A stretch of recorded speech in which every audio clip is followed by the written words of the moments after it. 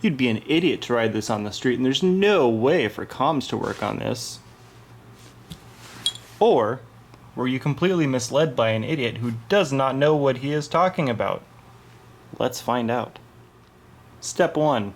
Remove visor. Why? So you don't scratch it. I am sitting on a carpet, but there's also metal things around and other helmets that I could scratch this against. Step 2. Take out your neck roll. There are 3 snaps on each side. One there, and one there. Same goes for the other side. You lift up the whole way around, gently, you get your neck roll out. Now, if we look at the neck roll, yes, it is beautiful, it is seamless, it is like a microfiber vagina wrapped on top of a memory foam pillow. But, oh no, it's ripped.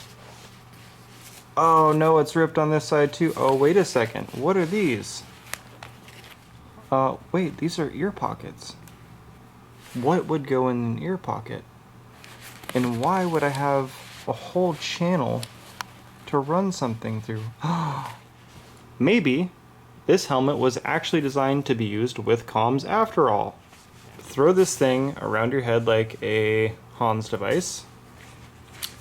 Push these against your cheek where you're familiar with them being. Mark with your thumbs where inside of the ear pockets your speakers would be best suited, and fit your speakers.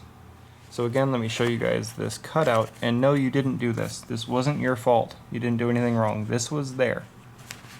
So same on both sides. So what I'm going to do is I'm going to actually be running the speaker through the inside of this, so long as I can get past this stitch seam, but I do believe that this seam is just here and doesn't actually go through to anything else. Okay, so we got everything laid out exactly how we want it. Yes, I am using the super simple mic, and the reason for that is I hate having fixed boom mics touching my cheek or anywhere else inside my helmet. And the other thing too is, in the event of a crash, I know it's probably the least of the concerns, but the other mics are made of hard plastic. That's just one more thing to smash my teeth out of my face or what have you. So I always use this, and yeah, I'm sure the vocal dynamic range of this mic is severely lacking, but I honestly never talk on the phone when I'm riding. This is more than anything else to say, you know, hey wife, yes, I'm on my bike, no, I'm not dead, stop texting me, you know, I'll talk to you when I stop, and I make a normal phone call like a normal human being when I'm not driving or riding like a dick.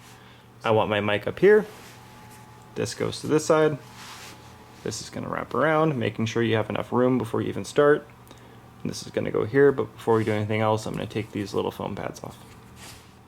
So looking at the left side of the neck roll, that foam is only about an inch thick, but it's also an inch or less this way. So it's just kind of like a ridge. So once you get your finger in there and hooked, you can touch this part of the material on the inside, and the rest is just thin. Thick, thin.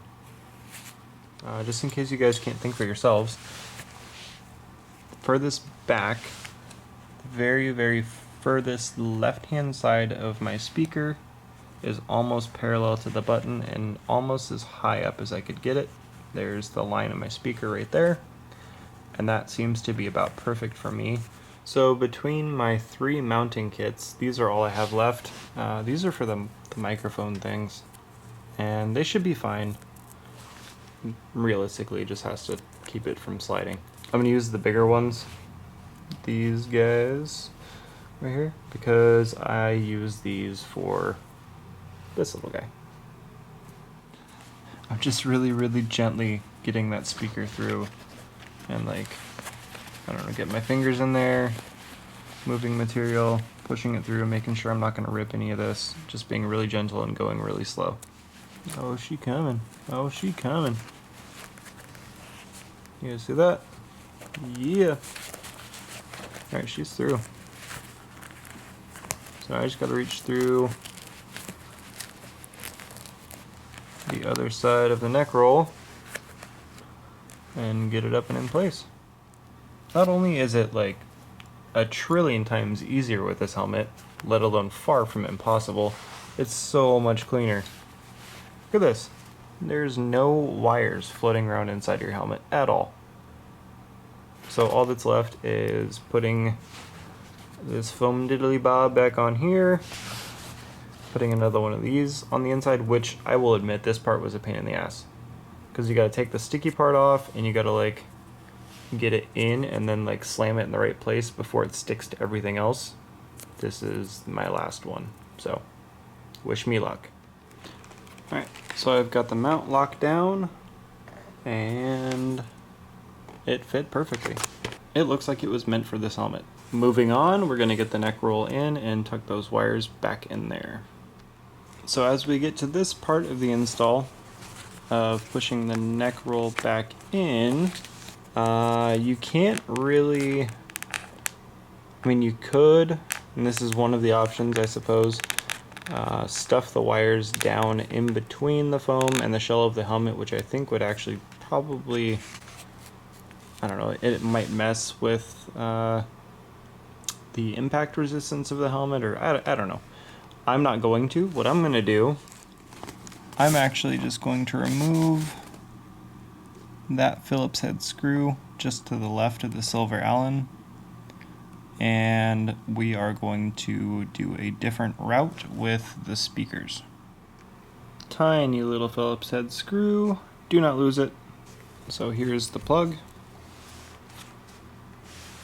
You do not need to take your plate off, you can just wiggle this out, and that's how you get those unplugged. Okay, got my neck roll back in, and here is the speaker cable. And what I've done, I haven't snapped in my cheek pad buttons yet, but I looped this around where one of the buttons will be, and then I'm just going to run this back through, screw that back in place, and then stuff the wires down in there to get them out of the way. And I'll show you when it's all wrapped up. And she's done. Could not have been easier or cleaner. The only visible wire is the mic, and that I just ran through this side, under here, and out through the side. I can still access my vents. It stays open anyways. If you guys have been riding around without your Sena, or if you've not gotten this helmet as an option because some dickhead with a faux hawk told you it wasn't possible or that you'd be stupid for even trying, well, that's kind of what you get for listening to a guy with a faux hawk in the first place. Rest assured, it is extremely easy to do. Yeah, guys, this worked really well. It's super comfortable. The plush interior foam stuff just makes it that much more comfortable. It presses the speakers to your head a little firmer than it does in other helmets, but not in an uncomfortable way. I actually wore this for 30 minutes before I picked up the camera again, just to make sure I didn't make a mistake. There you have it. Hopefully this sheds some light on the ease of this install, and I really hope you guys haven't missed out on such an awesome helmet just because somebody told you very, very, very falsified information. So ride safe, guys, and I will talk to you soon.